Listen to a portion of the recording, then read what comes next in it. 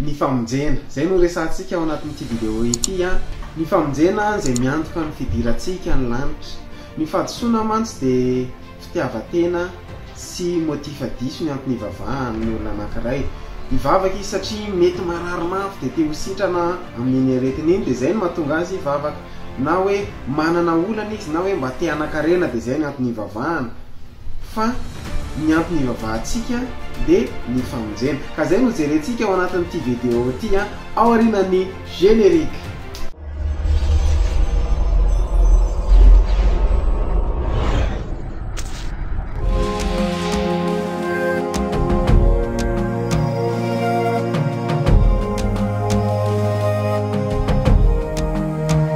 Defa miarabanao ndray any tonga soa ato amin'ity video vaovao ity androany isika de iresaka momba ny famonjena.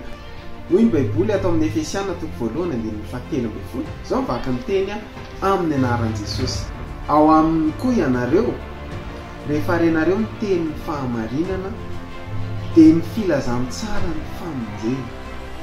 Io ny tena tepika ho resantsika androany hoe de ny filazantsara ny famonjena. Ny filazantsara ny famonjena zany no voalohany sy fototra iorenan'ny fiainana amin'ny maha-olombelona.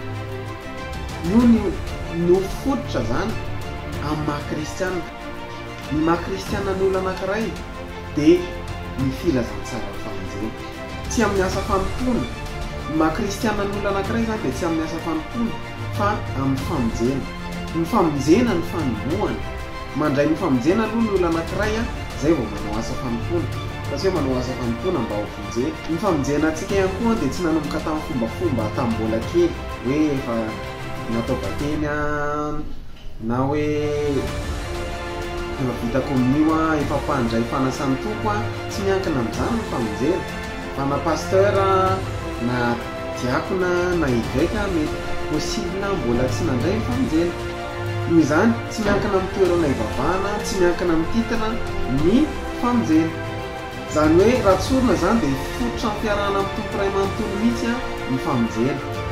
Ny famonjena de asan'ny tompo irery ihany, tsy miankina amin'izanizy, tsy miankina amin'ny pasteur, tsy miankina amin'ny pasteur anao ny famonjenanao fa ny famonjenanao de anao sy ny tompo ihany.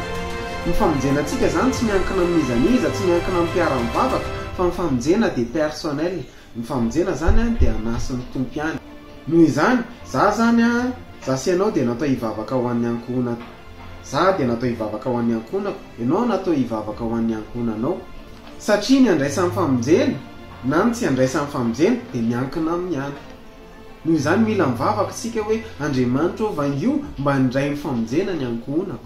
Ny famonjena satria ny famonjena de tsy lova, tsy hoe nandray ny famonjena de automatika mandray ny famonjena ihany koa ny zanako. Fa ny famonjena de izy mila mandray ny famonjena satria ny famonjena de tsy manaranaka, tsy manaranaka tompoko ny famonjena. Ka ny famonjena zany de fanapa-kevitra tsy maintsy raisina hoe za de te handray ny famonjena satria hoyntsika hoe ny famonjena no fototra ny famonjena no hidirantsika ny lanitra any aoriana any. Ary farany ny famonjena de tsy natao ho terena, tsy azo terena zany ny famonjena fa ny famonjena de personnel. Ka amin'ny herinan'io ndray isika de iresaka hoe nahoana isika no mila famonjena.